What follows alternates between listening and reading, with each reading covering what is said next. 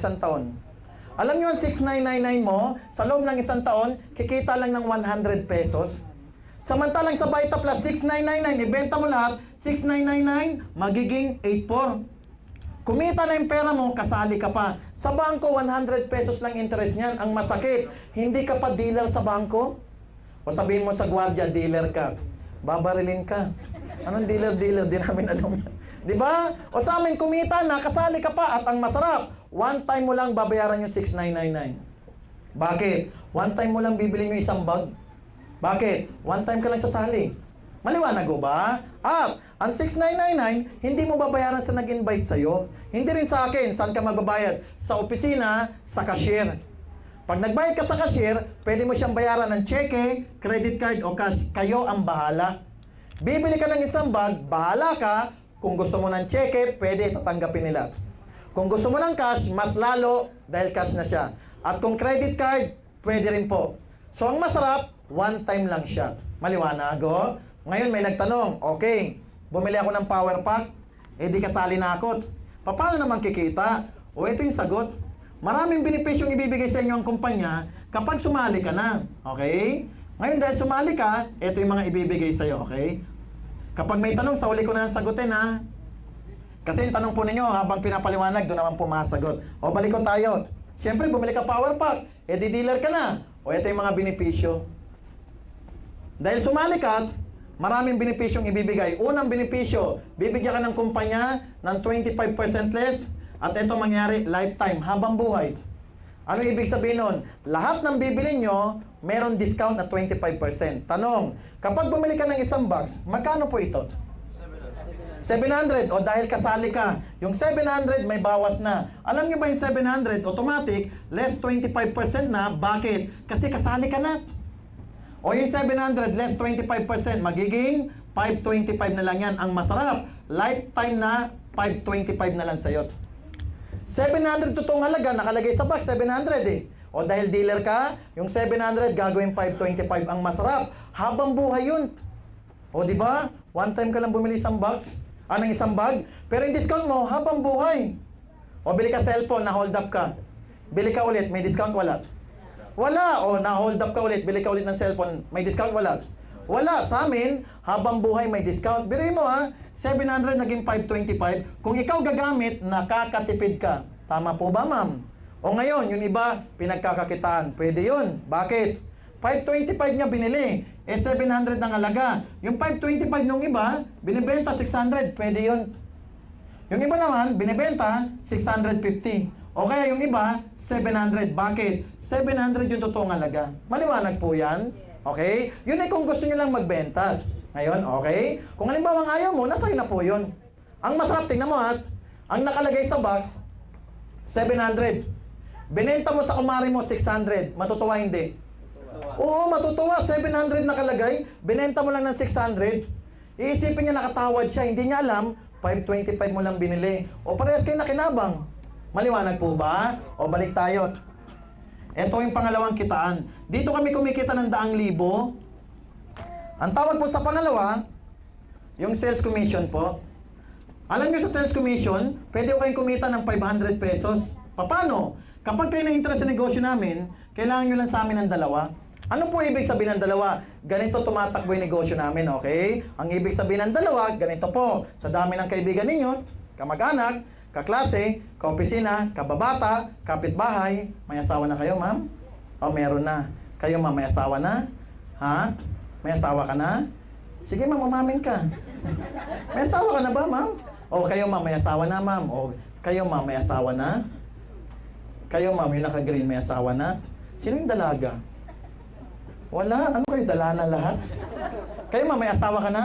Wala pa. Buenas ka. Sa lahat ng may asawa, buenas siya. Bakit? Eto, ma'am, sa dami ng boyfriend mo, ma'am, mag-invite ka dalawa lang, okay? Marami kang boyfriend, ma'am? Wala, grabe. I love you, ha? Selos naman kaagad si Sir, oh. O, balik tayo. Invite ka lang daw ng 2 tao sa Vita Plus. May nagtanong sa akin. Sabi nila, bakit kami mag-invite ng tao sa Vita Plus? Baka itanong sa inyo, eto sagot ha, ang Vita Plus wala po ito sa TV. Nakikita nyo? Tanong, Coke nasa TV? Ice tea, C2. Oo naman, minuto sa TV yun. Vita Plus wala sa TV, di hindi alam ng tao. O ito good news, hindi alam ng tao, normal yayain mo. Bakit? Para malaman nila na meron palang gulay na ginawang juice. Mag-invite ka, ikaw yung gagawing endorser. O ngayon, ikaw endorser, ikaw po ang babayaran. Maliwanag po ba? Kapag nag-invite ka, ikaw yung lumalabas na endorser. O endorser ka, ikaw susweldo. Bakit? Alam nyo ba, Vita Plus pwedeng ipasok sa TV. Kaya lang, tanong ma'am, pag ang Vita Plus pinasok sa TV, sino kikita? O yun ang masakit, TV tsaka artista. Papayag ko ba kayo pag ang Vita Plus pinasok sa TV, babayaran si Chris Aquino, Richard Gomez, Aga Mulag, Manny Pacquiao, Piolo Pascual, Sharon Cuneta? Tanong, ikaw, kailan? Ang sakit nun. At ito masakit, ang yaman ni Chris, laging si Chris Pat. Sa McDo, si Chris endorser. Pantene, Chris endorser. Pampers, Chris endorser. Ikaw, kailan ka magiging endorser?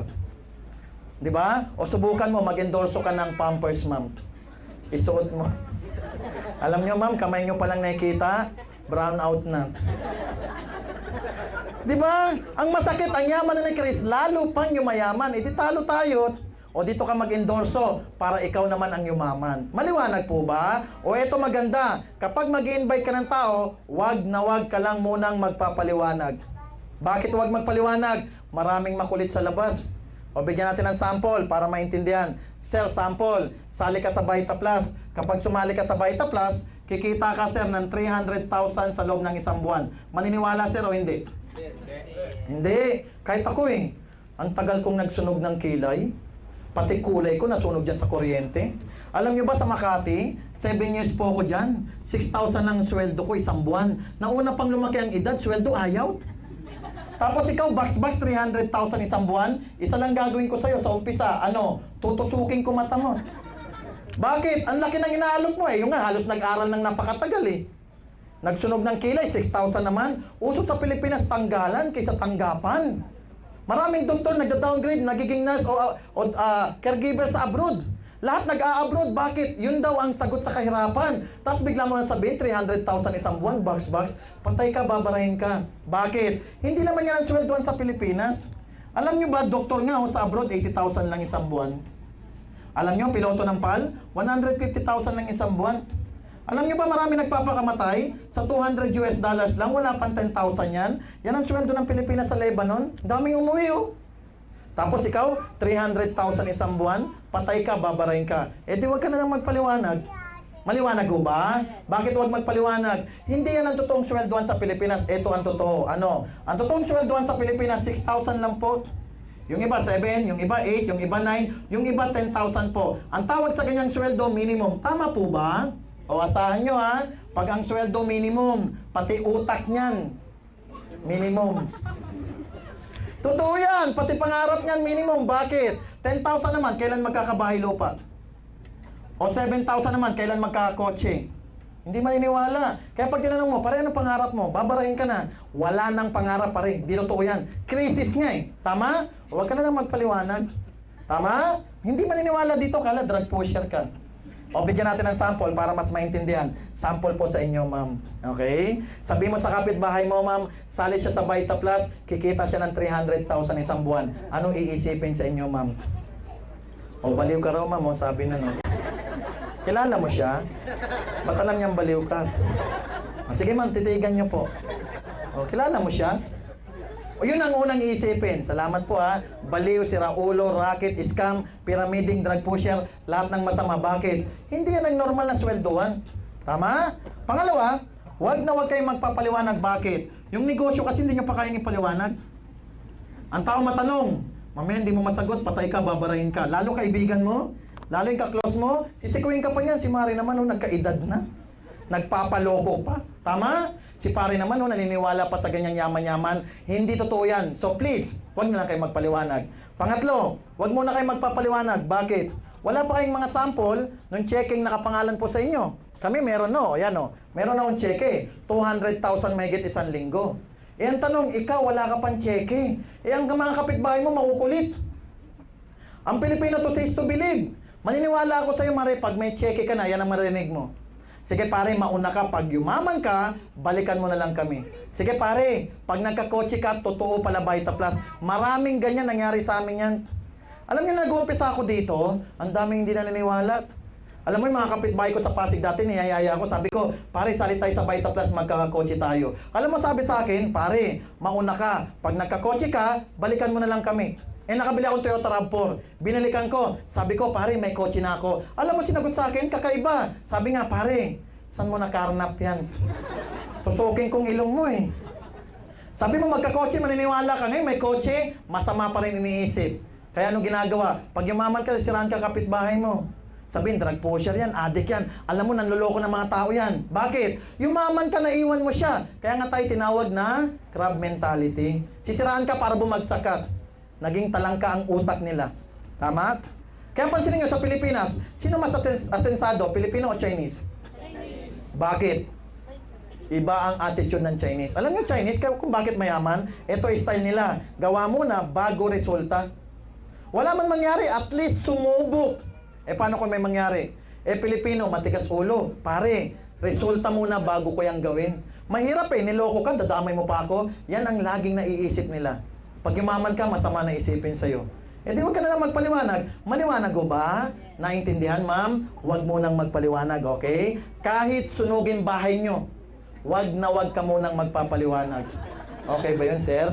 Tiisin mo, nasunog bahay mo. Di tiisin mo lang, tawanan mo, ngenge. Di ko naman napaliwanag.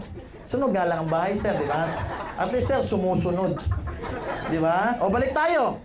Paano daw kikita ng 500 pesos sa sales commission? I-invite lang ng dalawa, oh. Kami naman mag-explain, O, paano yan? Sample, kayo po ito. O, dahil kailangan nyo ng dalawa, kailangan mo lang ng isang kaliwa at isang kanan. Paano yan? Halimbawa, ito si kaibigan mo. In-invite mo, kinausap namin, nainggan nyo. Kapag siya sumali, may 500 pesos ka na kagad. Ganyan lang siya kasimple. Ano yung sumali? Di bibili lang din ng isang bag na kagaya ng binili mo. Sumali ka, bumili kang power pack. Siya para makasali, bibili din siya power pack. Ang masarap, bibili lang. Di mo naman hiningian ng pera. Tapos wala kang binigay, bawal yon. At yung kaibigan mo, bibili yan. Bakit? Yung Vita Plus health product. Sino bang gustong mamatay? Di ba? At bibili yan. Bakit bibili? Ang isang bag, totoong halaga niyan, 8,400. Pero babayaran lang niya ng 6,999. Tanong, yung 8,400 ginawan 6,999. Naloko ba yung kaibigan mo? Hindi, nakatipid nga siya eh. Bumili lang siya, nakamura pa, kasali pa siya, may 500 ka naman. Ang masarap. Hindi naman ikaw nagpaliwanag ng product sa kitaan na. Kami, mahirap ba yun? O sabi nila, bakit ako binayaran ng 500 ng kumpanya? Isa lang sagot. Hindi malalaman ni A na may Vita Plus kung di mo niyayat. Nalaman niya, bumili siya ng isang bag, kumita kumpanya o hindi. Kumita, bumili ng isang bag, normal, sa binili niya, may commission ka. Ang masarap, ito. Ang nagka-commission, ikaw, hindi si Aga. Hindi si Pacquiao, hindi si Sharon Cuneta. Good news, artista ka na. Ikaw nag-endorso, ikaw may bayad, artista ka na talaga. Ang tibay mo. Baliktad ilong mo, artista ka, tusukin kong mata mo. O, balik tayo. Bumili lang, parang ganito lang yan, Meron akong lupa, ibenta mo, sir. Di ba pag nabenta mo, commission ka? O, ganun din, bakit? Nakabenta ang kumpanya ng isang bag, o commission ka. Ang masarap, yung binili niya, consider benta mo. Hindi ka naman nagbenta. Hindi ka nga nagbahay-bayat. Anong ginawa mo? Naghanap ka ng bibili. At ang masarap, binili niya isang bag. O nabenta mo isang bag. O ba't ka pa magbebenta ng isang box? Pwede pala bag-bag na nabibili. Ang masarap, hindi ka nagbahay-bahay. O hindi kami direct selling, iba po yun. Okay? Ang masarap, yung binili niya, consider benta mo, commission ka. O halimbawa, eto naman si B, kapatid mo, sumali. Bili lang din siya isang power pack, o 500 ka na ulit. O yan yung tinatawag namin na sales commission. Alam niyo sa Vita Plus, isang tao na ma-invite mo 500, kung 10, 5,000 po yun. Kung 20, 10,000 bibigay sa'yo ng kumpanya. Ang maganda, hindi ikaw magpapaliwanag, di ka pa sanay Wala ka resulta, mahihayin ka. Di kami na lang muna, o ito yung pinakamalaki, pangatlo. Ang tawag po sa mga pangatlo, Group Sales Override Commission. Yan po yung GSOC. Sa GSOC, pwede kang kumita dagdag 1,500 pesos. Simple lang yan, GSOC. Ito ibig ko sabihin. Paano? Sa GSOC, para magka 1,500 ka, ito gagawin. Ano? Sabi ng kumpanya, kapag meron ka daw tao sa kaliwa at meron ka tao sa kanan, isang pares yun. Si A bumagsak sa kaliwa, si B bumagsak sa kanan, automatic isang pares, may 1,500 pesos ka pa. Bonus pa yan. Ano yung pares? Isang tao sa kaliwa, isang tao sa kanan.